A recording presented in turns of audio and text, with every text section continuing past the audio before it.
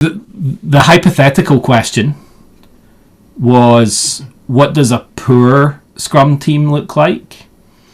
And unfortunately, that's a it depends answer as well, right? Because it's not the things the team. Well, there are some things that I would almost always categorically put in the not good category, but sometimes, most of the time, it's the outcomes that are bad. So, for example, a poor Scrum team might be you've got some lead developer who's always imposing their will on everybody else in the team, doesn't listen to what everybody else says, and expects everybody to just do what he tells them to do. There's that, and I would just say that's just not a team, right? There's not necessarily need the Scrum part. It's just not a team. Or my favorite example of a dysfunctional Scrum behavior that I use a lot is actually a dysfunctional product owner. And during a sprint review, the customer is a little bit, the stakeholders are a little bit irate because they didn't get something the way they wanted. And they demanded of the Scrum team, why did you build it that way? And what you would expect to see in a healthy Scrum team is that the product owner would be then standing in front of the stakeholders,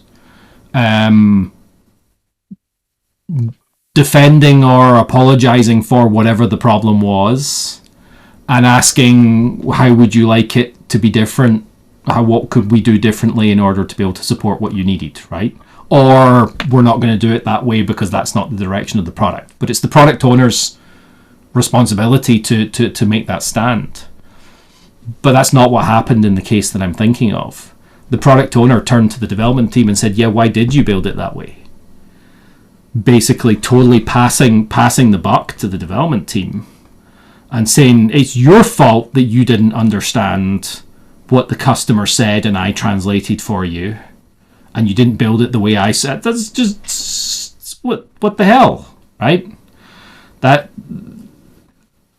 not, there's no trust there, there's no respect there, there's no commitment there, there's no openness there. It's pretty much totally divested of the Scrum values, and they weren't doing very good Scrum either. So I think there's a myriad of examples of what does a bad Scrum team look like, and there's actually very few examples of what does a good Scrum team look like, because Patrick Lencioni, one of the things that he said is that great teams are such a force multiplier for companies because they're so rare, right? It's actually really hard to create great teams because most organizations set you up for failure. A policy they used to have in Microsoft years ago under Steve Ballmer was that every manager had to stack rank every one of their direct reports every year. And at the end of that year, based on the stack rank, the bottom 10% were out of the team. If you were out of the team, out of a team 3 times in a row, you're out the company. So what's the incentive for people to work together? Right? Isn't that an incentive for them to try and stab each other in the back? What's the incentive for you as a leader to build a great team?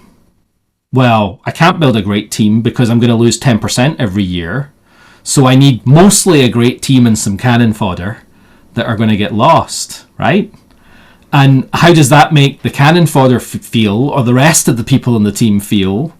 It just totally depresses the ability for the organization to create value, because mediocre teams or bad teams don't build great products. Amazing teams build amazing products. Great teams build great products. So you need to have an environment within which teams are able to be like that, and that's not about imposing processes and tools on them, even Scrum, you don't impose it on a team, they need to choose it. It means not focusing on everybody have the most comprehensive documentation ever, right? That's not going to help. And you need to not focus on contracts. Contracts don't solve your problems. Contracts are just working agreements, right? They're a working agreement between two companies so they don't diddle each other over, so that they have an agreement on how we're going to work. And as soon as you start enshrining ways of working, like ways of people working, what you're going to deliver, how you're going to deliver it in the contract, you're starting to constrain the ability for the teams to choose a way of working that best suits what they discover when they're doing the work. So I think it's easy to see how organizations fail to deliver value because they're not actually focused on value. They're focused on treating these teams that are meant to be generating value as a cost center rather than a value center.